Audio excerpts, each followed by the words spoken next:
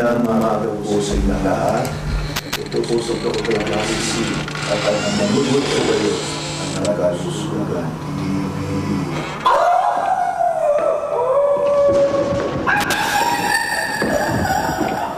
Ano ba naman, Doc G? Akala ko ba kaya tayo nagpunta dito para ma-relax, magpamasahe, ganyan, o, tingnan mo itong pinapagawa ko. Ano yung mga pinagsasasabi mo? Kasi yung topic natin aming ngayon ay parang thriller lang. Ganyan? Yung mga ganyan. Kasi ang topic natin tungkol sa arthritis. Yan ang pag-uusapan ngayon, arthritis. Arthritis? Oo. Meron ka na ba niyan? Wala pa naman ako nun, Doc. Oo. Pero nag-enjoy naman ako dito sa masahe ko eh. Ganda pala dito eh. Nainggit nga ako. Yung masarap. Mamaya, higa Yun din ba ako ang dyan. pagkukwentuhan natin ngayong umaga? Yeah. Ang pag-usapan natin tungkol sa arthritis at dapat malaman din ng mga nanonood na maraming klase ng arthritis. Well, alam mo ba, Ami, higit kumulang merong mga 100 na klaseng arthritis. Ang dami naman nun, Doc. Oo, 100. Ang problema, yung tatlong pinaka-common, hindi natin naintindihan. Paano natin malalaman yung iba? So, ang pag-uusapan natin ngayong umaga ay tungkol sa osteoarthritis, rheumatoid arthritis, tsaka yung gouty arthritis. Magkapareho ba yung arthritis at saka yung rheuma? Alam mo, Ami, pag sinabi nating arthritis sa rheuma, hindi magkapareho yan. Ang arthritis galing sa dalawang salitang pinagduktong, yung arthro tsaka itis. Ang ibig sabihin ng arthro, joints, or yung butong pinagduktungan. Okay. Ang ibig sabihin ng itis, may inflamasyon, namamaga, may infeksyon, masakit, makirot, ganon. So pag sinabing arthro, ano bang buto na pinagduktong sa ating katawan mula ulo hanggang paa? Pwedeng buto rito, panga. Panga. Okay. Yung buto natin sa likod, yung tinatawag na cervical spine. Kaya nagagalaw natin ang ating ulo. Pwede rin na ang problema dito sa may shoulder, pwedeng sa siko, yung iba sa wrist, daliri, yung buto sa likod, yung balakang, yung tuhod, yung tinatawag natin na sakong, alak-alakan, no? Lahat ito, no? O yung mga bukong-bukong na tinatawag, pati daliri sa paa. Pero pag sinabing rheuma, galing sa salitang rheumatology yan. Rheumatism. Ang ibig sabihin ng rheumatism, masakit ang kalamnan, buto, litid, ugat. So, halimbawa, ito masakit, arthritis. Pero pag itong masakit, rheuma. Rheumatism. So, masakit ang kalamnan, masakit ang hita ko, pwedeng rheuma, rheumatism. Masakit ang tuhod, arthritis. So, mahalaga malaman yan. At ang napansin ko kasi, sa mga pasyente ko, no, sabi nila, Doc, bata pa yung anak ko, bakit may arthritis na? Oo nga. Hindi nila alam na ang arthritis pala, hindi lang sa matatanda. Pwedeng sanggol na bagong panganak pa lang. Pwede may arthritis. Ang tawag, juvenile arthritis. Maring may kinalaman sa genetic ng nanay, may kinalaman habang pinagbubuntis, nagkaroon ng problema, nagkaroon ng arthritis yung bata. Meron naman arthritis sa mga teenager. Halimbawa, yung mga umiinom ng alak. Kadalasan, yung mga umiinom ng alak, mataas ang uric acid yan sa dugo. Lalo na kung ang pagkain, pulutan nila ay chicharong bulaklak, Nako. liempo, nandiyan na yung mga isaw, at kung ano-ano pa. Meron naman arthritis na dulot ng infeksyon. Halimbawa, rheumatoid arthritis. Ang dahilan ng rheumatoid, nagkaroon ka ng tinatawag na autoimmune disorder. Autoimmune, ibig sabihin, may ginagawa kang bagay sa loob ng katawan mo na sumisira mismo sa iyong buto. O kaya doon sa tinatawag na synovial membrane o yung bumabalot sa buto. Pwedeng infection, pwedeng autoimmune disease na tinatawag. So kung infection naman, maraming klase. Pwedeng isang lalaki o isang babae nagkaroon ng gonorrhea. Isang sakit na may kinalaman sa sexually transmitted disease na tinatawag. Na mula nung nagkaroon ng gonorrhea, nagkaroon na sila ng arthritis na tinatawag na gonococcal arthritis. Meron tinatawag na syphilitic arthritis at marami pang iba. At yung isa naman na pinaka-common sa mga nagkakaedad, osteoarthritis. Ang osteoarthritis, may kinalaman naman yan doon sa napupudpud na cartilage. Ano ba yung cartilage? Ang ating buto, meron niyang parang kutsyon na namamagitan para hindi sila magkiskisan. Aba, oo, meron nga yun. Yung parang nandun in between. In between. Pwedeng yan ang sinasabi niyong sa likod, nagkaroon ng slip disc. Ano ba yung slip disc? Yung disc, yan ang namamagitan sa bawat buto natin sa likod para hindi magkiskisan. Pag nagsinabong slip disc, medyo na lihis ng konti. At yung buto sa buto nagdidikit. At mga dumadaan na mga nerve, mga blood vessel na maaring maipit na nagbibigay ng kirot. Kaya pag masakit ang iyong likod, at palaging ngalay, pwedeng may kasamang, kung ito'y banda sa lower back, mapapansin mo parang grounded ang binti, Oo, grounded parang ang hita. ngawit, hindi mo ngalay. maintindihan. May ngalay, Tama. oo. And this is possible na dahilan dito, may problema ka sa buto sa likod. Kaya maski itong ngalay, maski na masahihin mo ng masahihin, hindi nag-i-improve because ang problem nasa likod. So, ang dami mga problema no, na masasabi natin na arthritis. Pero, ang common na tanong, Dok, anong bawal kainin? Yun na nga. Okay. Yung bawal kainin, sa isang uri lang ng arthritis, yung tinatawag natin na gout or Gout. gouty arthritis. Okay. Kasi yung ibang arthritis ay wala namang kinalaman sa maling pagkain. So, maski anong kainin mo, walang kinalaman yon. Halimbawa, osteo, dulot na nagkakaedad. Habang nagkakaedad, sa gagamit natin ang ating tuhod, sa gagamit natin ang ating paa, likod, natural nagkakaroon ng parang napupudpud. Walang pinagkaiba sa takong ng sapatos, sa sinelas, na pag ginamit mo ng ginamit, napupudpud. Nasisira din. Nasisira. Kaya ang tawag sa osteoarthritis, degenerative. Degenerative joint disease. Ibig sabihin, habang tumatanda, hindi maiwasan sa pagpudpud niyan. Ganun pala yun, Dok. Nako, parang pinanervyos mo na naman ako eh. Parang ayoko yatang magkaroon ako ng ganyan. Ako parang hindi ko yata kakayanin. Pero, teka muna, dalangin ko na hindi ako magkaganyan. Dahil, alam mo naman, ang dami pang mga bagay na Tama. hindi ko pa nagagawa. Pero, Ami, huwag kang mag-alala. Meron na tayong mga maipapayo sa mga nanonood na mga tips, no? Kung anong pwede nilang gawin para pangalagaan o maiwasan ang mga iba-ibang klase ng arthritis. At sa pagbabalik natin, pag-uusapan natin yan. So, tutok lang po kayo dito sa Kalusugan TV.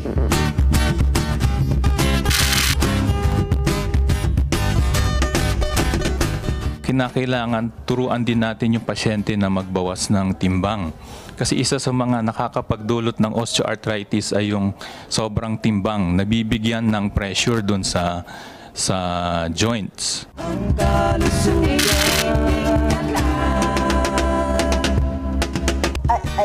Aray, teka, sandali.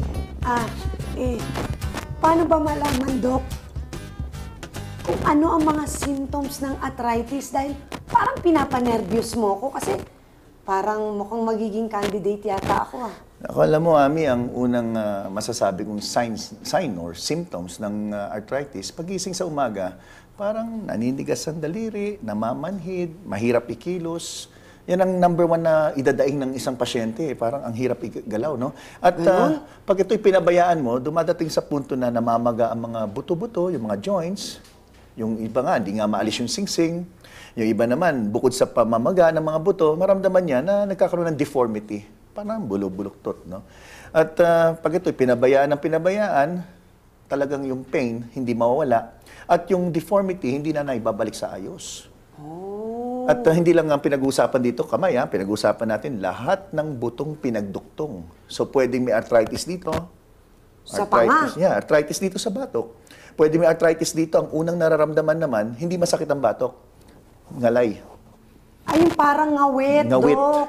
Oo. Okay. May mga pasyente, Dok, bakit ganun? Hawak lang ako isang basong tubig, parang hirap na hirap. Pwedeng arthritis dito. At number one na dahilan, alam mo kung bakit nagkaroon ng ganun?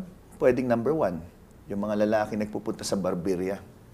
Bakit? Yung mga mahilig magpatunog. Alam mo kasi, yung mga lalaki, sarap na sarap yan magpatunog yung leg Pinapatunog yan ng barbero. Masama ba yun, Dok? Masama yun. At isa pa, yung masama yung nakatingala, nakayuko.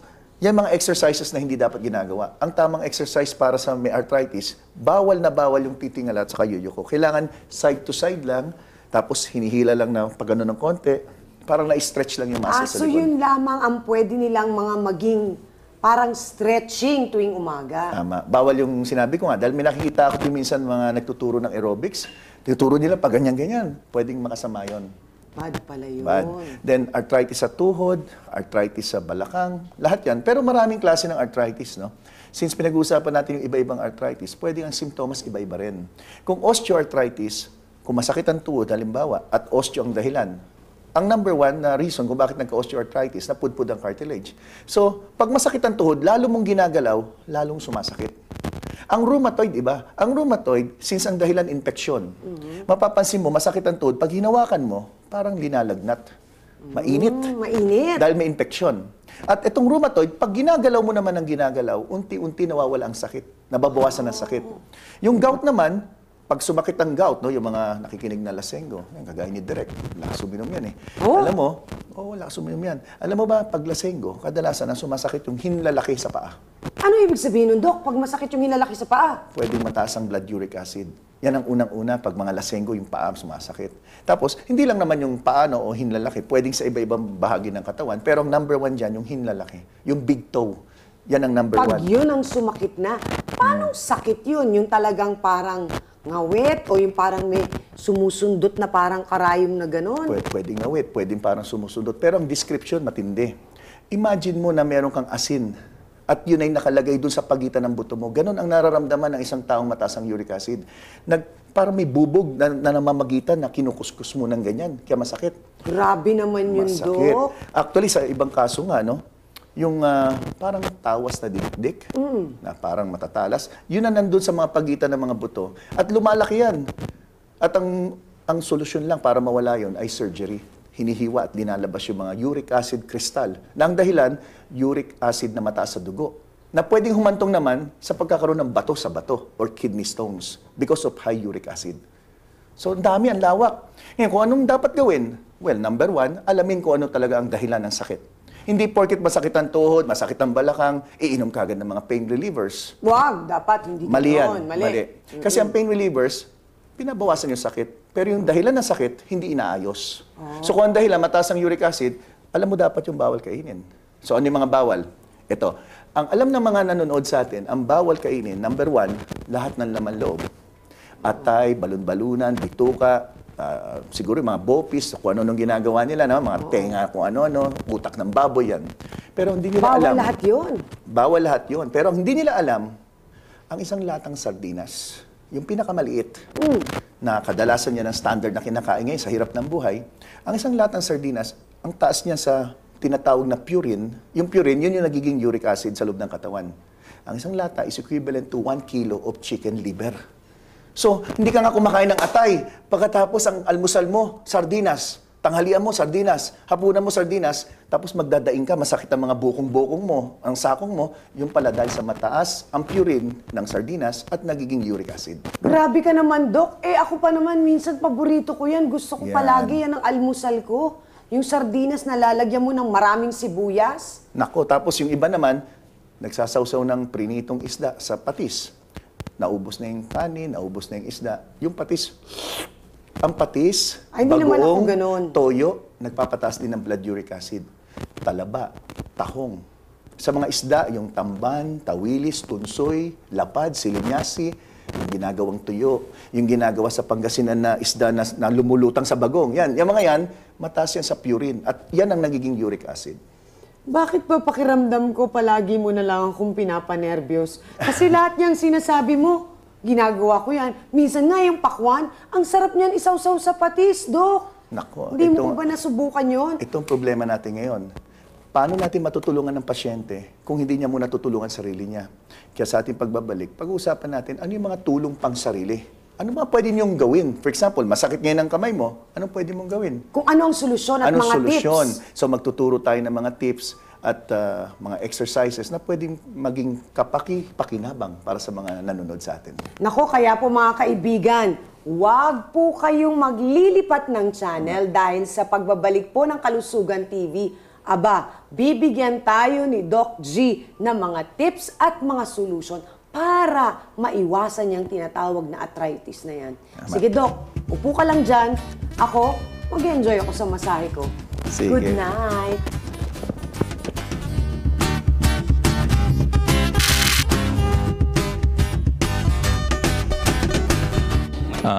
Inaabisuhan namin yung mga pasyente na iwasan yung mga pagkain na nakakapagdulot ng maraming uric acid sa katawan. Doon na yung mga beans, mga lamang loob, mga mani.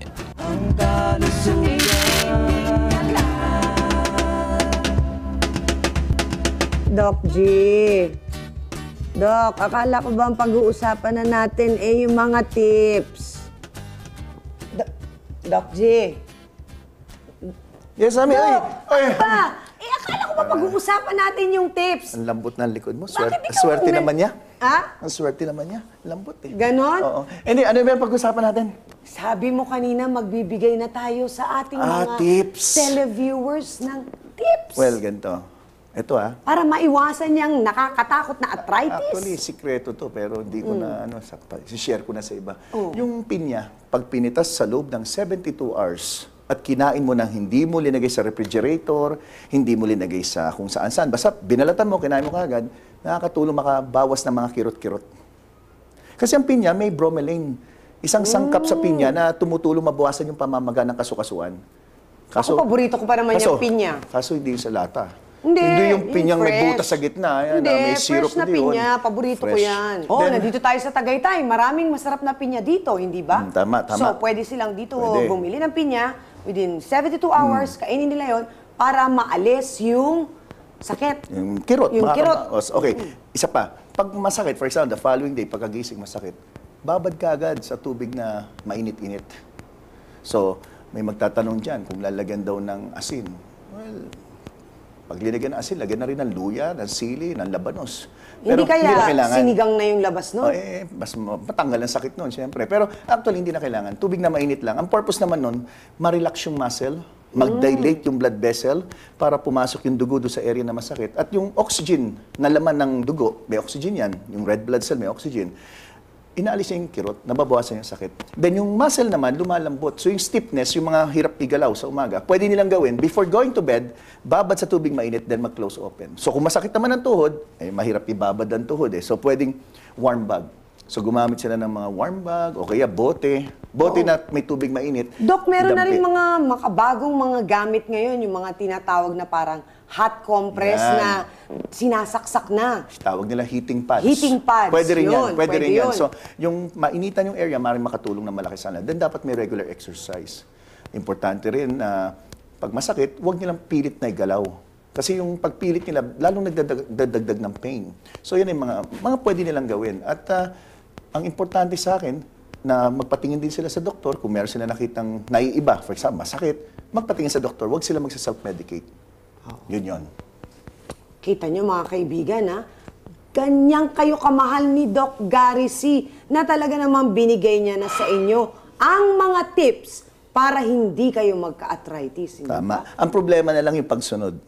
Ay kailangan sundin nyo para hindi nga kayo magka-arthritis, hindi ba? Well, sa ating pagbabalik siguro, pag-uusapan na natin yung mga itanong mo kay Doc, tapos libre na naman. Ay, paborito naming lahat yan. Ang portion ng buong bayan. Itanong mo kay Doc, libre yata ang sagot. Bakit palaging libre? Ganun talaga. Magbabalik po ang Kalusugan TV. Diyan lang kayo. Ay, ang sarap.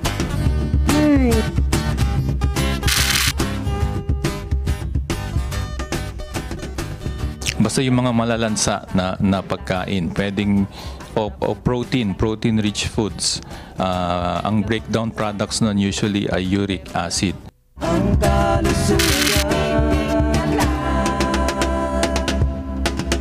We're back at nanonood po kayo ng Kalusugan TV. Iwan muna natin ang kwentuhan tungkol sa arthritis dahil narito na ang paboritong portion ng buong bayan. Ang itanong mo kay Doc, libre ang sagot.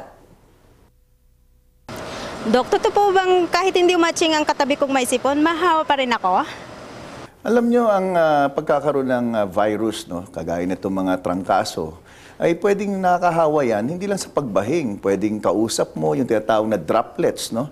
Ibig sabihin ng droplets, sa pagsalita mo, sa pag-ubo, sa pagbahing, lumilipad tong mga virus na to sa hangin. Kaya nga tinatawag natin na aerosol yan. Ito yung minsan aerosol transmitted diseases, no? Nasa hangin. So posible na mahawa. Pwede rin yung pinagamitan niyang tissue, kaya panyo na ginamit nyo rin. So posible na magkaroon kayo ng ganun din na problema sa isang taong may viral infection. Dok, mahilig pa ako magpalagotok ng daliri. Magiging cause po ba ito ng arthritis? Well, yung ulo, hindi natin napapalagatok, Yung leg lang siguro, at saka yung mga daliri sa kamay, balikat, likod, no? May mga nagsasabi sa mga pag-aaral na ito'y pwede magdulot ng pagkapudpud ng cartilage. Nabanggit natin na yung cartilage, yan yung namamagitan sa mga buto. At sa kakapatunog nyo, maaaring nagkakaroon ng trauma na maaaring humantong sa pagkakaroon ng maagang arthritis. Naku, Dok, talaga namang ang dami ko talagang natututunan ngayong umaga. Especially now, na medyo nagkakaedad na ba ako? Hindi kaka-22 ko lang Pero imbis na masaya ang buhay, nagiging mapait at masakit dahil dyan sa arthritis na yan Wala ka bang mga special kwento mo tungkol sa mga pasyente mong nagka-problema sa arthritis? Ako, dami. Alam mo, kasi sa klinik ko, pinakamaraming pasyente ko, yan ang problema, arthritis. Talaga? Kasi ang isang tao, tatanda ka na posible walang diabetes. Tatanda, walang high blood. Pero walang tatanda na hindi magkakaroon ng arthritis. Buti na lang, 22 pa lang ako. Naalala ko tuloy yung pasyente ko, nahirapan ako Biro mo, pumunta sa klinik, sabi niya, Dok, masakit dito, masakit dito, masakit dito, masakit dito. Yung pala, hindi naman yun na masakit. Ito pala, masakit dahil buluktot. Oh? Sabi niya, Dok, paano madediretso rito? Para madiretso yan, puputulin mo rito para diretso na. Ganon? Kaya mahirap may arthritis. Mahirap, ayoko talaga. Pero may advantage. Biro mo, nagganyan yung daliri mo, pagkakamot ka. May advantage din. Ayoko nga. Diba? Ayoko nga. Anyway, sana sundin nila yung mga pinayo natin dahil walang kwenta. Manood sila ng manood dito. Ang dami nga nagte-text. Ang ganda ng programa, ang ganda ng paliwanag. Ang tanong, pag nag-reply ako sa text, sinusunod mo ba? Hindi pa po. Nako, dapat kayong mga nanonood palagi ng Kalusugan TV, dapat susundin nyo Tama. at pakikinggan mabuti ang lahat ng mga tips at solution na binibigay sa inyo ni Doc G. Dahil libre yan, pagmamahal para sa inyong lahat. Nako, pagmamahal para sa inyo lahat. Mukhang ikaw lang may nagmamahal. Happy and healthy life!